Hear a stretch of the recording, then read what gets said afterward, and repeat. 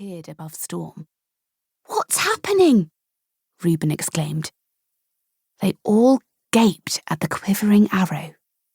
It hovered above Storm for a moment, then shot away to a nearby bush. It pointed toward the ground, bobbing up and down. Storm whinnied in delight. "Reuben, I must have finding magic just like my great-uncle." "That's amazing," said Reuben, hugging him. "Finding magic sounds awesome. How does it work?" "If we follow the arrow, I think we'll find the ball." Storm trotted to the bush. Reuben ran after him, fell onto his stomach, and wriggled underneath the bush. A few seconds later, he reappeared, holding up the ball. "Storm did it! He's the best!" Forgetting about the match, everyone crowded around to congratulate them. "You've both bonded too," Lyra said, pointing at a green and silver streak that had appeared in Reuben's dark hair. Bonding was the highest form of friendship between a student and their unicorn. When it happened, a lock of the student's hair turned the same colour as their unicorn's mane. Students and their unicorns came to Unicorn Academy to train to be guardians of the beautiful island where they lived. During their time at the academy, the students had to find their unicorn's magic and bond. If that hadn't happened by the end of the first year, they returned for a second year. "This means everyone in Topaz Dorm is going to graduate together at the end of the year," exclaimed Sam. The boys cheered and high-fived each other. Lyra, Evie, and Ivy joined in, but Sienna felt her stomach twist into a knot. She and Sparkle were the only pair in Ruby Dorm not to have found their magic or bonded, and she was finding it harder and harder to deal with. The school year ended in a week, and she couldn't bear it if all her friends graduated but she didn't.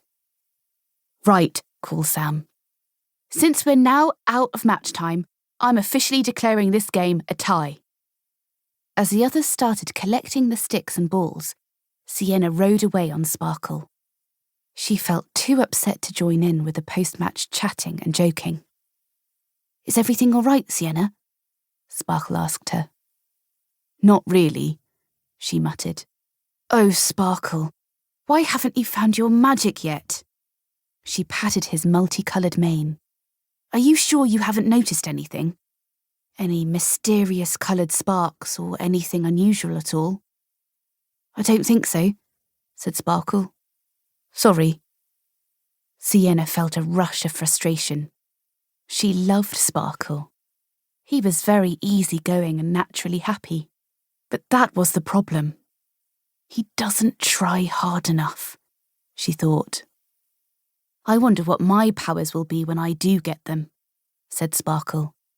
"Having finding magic like Storm's would be fun, but I'd rather have something really cool, like flying magic or fire magic or maybe exploding magic like sunshine." Bam! He jumped into a drift of leaves, sending them flying. Pow! Sienna couldn't help but giggle. Sparkle's laid-back nature might annoy her at times, but he always cheered her up when she was feeling grumpy. "You donut. You're so silly." "But you love me," Sparkle said, hopefully. "Yes," she said, leaning down and hugging him. "Of course I do." When they reached the stables, Sienna pulled off her gloves and dismounted. It was cosy and warm inside, and the air was filled with a sweet smell of skyberries, the unicorn's favourite food. She walked around one of the automated trolleys that trundled up and down the aisles and followed Sparkle into his stall to brush him. Sparkle had a snow-white coat patterned with rainbows and a multicoloured mane and tail. Sienna thought he was the prettiest out of all the unicorns. If only he had his magic, he would be perfect. She filled up his water and hay net, adding an extra large helping of skyberries to his feed bucket. Skyberries strengthen Unicorn's magic, so maybe an extra portion will help Sparkle to find his power, she thought hopefully. She didn't feel like listening to the others discuss.